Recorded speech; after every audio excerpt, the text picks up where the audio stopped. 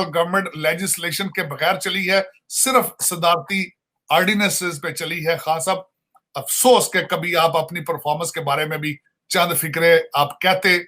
आपने जिस तरीके से मुल्क प्रॉपर्टी डीलरों के हाथों में बेच दिया था, दे दिया था, अपनी खुद की परफॉर्मेंस देखें तो शर्मिंदगी के अलावा कुछ भी नहीं। नमस्कार, जय हिंद दोस्तों। कल पाकिस्तान में भूतपूर्व वजीर आजम इमरान खान ने एक रैली की थी जिसमें कि वर्तमान सरकार की ऑडियो वीडियो दिखाया गया। पूरे विजुअलाइज प्रोग्राम हुआ और इमरान खान ने सरकार के ऊपर बहुत गंभीर आरोप लगाए और कुछ बातें तो लगा रहे थे कि जैसे वो किसी लाफ्टर शो में खड़े होकर कॉमेडी कर रहे हैं। पाकिस्तान इमरान खान ने अपनी फ़ौज के ऊपर भी बहुत इल्ज़ाम लगाए। वर्तमान सरकार के जो आंकड़े गिनाए वो काफ़ी हास्यास्पद था। उनकी रैली में भी कोई विशेष लोग नहीं गए थे। जो भी लोग गए थे वे सभी मनोरंजन करने के लिए गए थे, जो कि इमरान खान पूरी तरह से उनको मनोरंजन कर रहे थे। दोस्तों, आप अपडेट न्यूज़ पाने के लिए इस चैनल को सब्सक्राइब करके बेल आइकन दबा दें, जिससे कि कोई भी न्यूज़ आपको मिस ना हो। तो मैं हूं कमर चीमा और जिस तरह के आप देख रहे हैं मेरे साथ मौजूद हैं साजिद तारड़ साहब। तारड़ साहब, सबसे पहले तो आपके वक्त का बहुत शुक्रिया। My pleasure, thank you. Tarar साहब, आज की ब्लूमबर्ग की रिपोर्ट है कि पाकिस्तान के अंदर जो इन्फ्लेशन है वो 22% तक पहुंच गई है। ये पाकिस्तान की तारीख का रिकॉर्ड है। आज तक जो इन्फ्लेशन होती थी वो 12%, 13%, एक साल में अगर कोई इतनी बढ़ी, लेकिन ये 22% तक नहीं गई। एक बात। दूसरी बात यह है कि आपने देखा होगा कि प्राइम मिनिस्टर साबका वजीर आजम इमरान खान साहब जो हैं, उन्होंने आज इस्लामाबाद में धरना किया और पेट्रोल, आपको पता है, परसों हुकूमत ने 250 रुपए लीटर कर दिया है।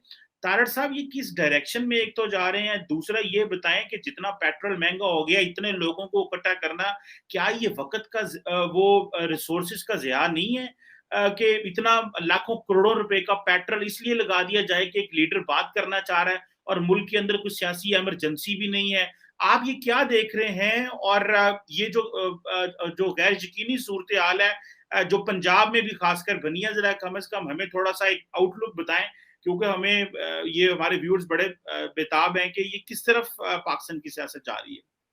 देखिए, पाकिस्तान की सियासत जो है, ये बिल्कुल इसके ऊपर इम्पैक्ट है इंटरनेशनल सियासत का। और इंटरनेशनल सियासत इस वक्त अगर मैं देखूं, पेट्रोल की जो महंगाई है उस पे दो चार, एक तो कोविड की वजह से वैसे ही सारी दुनिया की इकोनॉमी स्लगिश थी, और उसके ऊपर जो है जलती के ऊपर तेल आया है यूक्रेन की जो है अटैक, रशियन वॉर का, और उसके बाद अमेरिका की वीक फॉरेन पॉलिसी का। उसकी वजह यह है कि एक तो रशिया, आपको पता है, बहुत बड़ा ऑयल एक्सपोर्टर है। उसने तो बल्कि मैं समझता हूं पैसे बना रहा है आजकल ऑयल की वजह से वो तो। लेकिन इस वक्त जो यूरोप और दूसरे ममालिक हैं उनके ऊपर उसका इम्पैक्ट है। क्रूड ऑयल जो इंटरनेशनल मार्केट प्लेस में जो बिक रहा है उसकी प्राइसेस पे इम्पैक्ट है रशियन और यूक्रेन इसका कॉन्फ्लिक्ट का।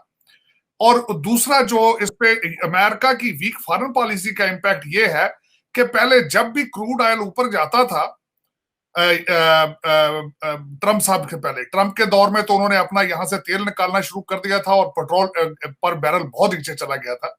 लेकिन क्योंकि डेमोक्रेट आए हैं, इन्होंने अपनी ड्रिलिंग बंद कर दी है। और ऊपर से उसका जो उसका ऊपर जो ज्यादा इम्पैक्ट है वो ये है कि बाइडेन साहब गवर्नमेंट नहीं चला रहे इस वक्त, बराक ओबामा चला रहे हैं। और एक लेफ्ट साइड जो है यहाँ पे विंग जो डेमोक्रेट पार्टी का है, they are sitting on the steering wheel और अपनी ड्रिलिंग बंद करके वो मिडल ईस्ट के तेल पर रिलाय करते हैं। और वीक फॉरेन पॉलिसी ये है कि उनकी मोहम्मद बिन सुलमान और दूसरी ओपेक कंट्रीज उनकी बात उनको लिफ्ट नहीं करा रहे, बिल्कुल। क्योंकि जब से वो अफगानिस्तान से जिलीलो ख्वार होकर, डीमोरलाइज होकर निकले हैं, उनकी फॉरेन पॉलिसी जो है वो ऑलमोस्ट इनइफेक्टिव हो चुकी है। उसका दुनिया पे कोई इंपैक्ट नहीं है। यहां तक कि इमरान खान साहब अपनी जेब से मरासले निकाल निकाल के लहरा रहे हैं। तो उसकी वजह से जो तेल की प्राइसेस पूरी दुनिया में, पहले ये होता था कि जब भी कोई कॉन्फ्लिक्ट होता था, चीजें होती थी, अमेरिका से कॉल जाती थी ओपेक को और सऊदी अरेबिया को, वो प्रोटेक्शन बढ़ा देते थे, बैरल नीचे आ जाता था। अब वो हालात नहीं है। मोहम्मद बिन सुलमान भी अपने आप को रशिया और चाइना के साथ अलाइंड कर रहे हैं अपने आप को, और उसकी वजह से पूरी दुनिया सफर कर रही है एक महंगे क्रूड ऑयल पे। लेकिन इसका इसका आने वाले दिनों में चेंजेस आने की तवक्को मौजूद है, वो इस तरीके से कि अब खुदा खुदा करके हमारे जो स्लीपी जो है जो बाइडन, वो अब सऊदी अरेबिया के दौरे पे जाएंगे, उनके को पांव पड़ेंगे, मिन्नतें करेंगे, ओपेक अपनी प्रोडक्शन बढ़ाएगी। वैसे भी जो मैं ट्रेंड देख रहा हूं इंटरनेशनल मार्केट प्लेस में, बैरल कुछ नीचे आया है कंपैरेटिवली पहले से। अब दूसरा उसका पाकिस्तान के ऊपर इन्फ्लेशन 22% में अगर देखा जाए तो असल जो होगी इन्फ्लेशन वो तो इतनी ज्यादा नहीं होगी, लेकिन साथ करप्शन और जो टैक्सेस की वजह से जो टैक्सेस लगाए गए हैं उसका इंपैक्ट अल्टीमेटली आएगा, हर चीज महंगी होगी। ये जो आपने सुपर टैक्स या दूसरे टैक्सों की बात करते हैं, ये आम आदमी में फौरन सुबह टैक्स बढ़ता है, शाम को ये प्राइस जो है शाम को ये चीजें कंज्यूमर पर चली जाती हैं। और दूसरा जो पाकिस्तान के अंदर हालात आपने देखा है कि कॉन्स्टिट्यूशनल क्राइसिस है, पॉलिटिकल क्राइसिस है और फाइनेंशियल क्राइसिस है। इस वक्त आप अगर आज के दिन में देखें तो पंजाब के अंदर ना आपका कोई चीफ मिनिस्टर है, ना वहां पे कोई गवर्नर है, ना रूल ऑफ लॉ है, ना कोई जुडिशरी है। तो इन सर्कमस्टांसेस में दूसरा इंपैक्ट ये हो रहा है कि आपके बहुत ज्यादा लोग जो हैं वो पैसा लेकर पाकिस्तान से भाग रहे हैं।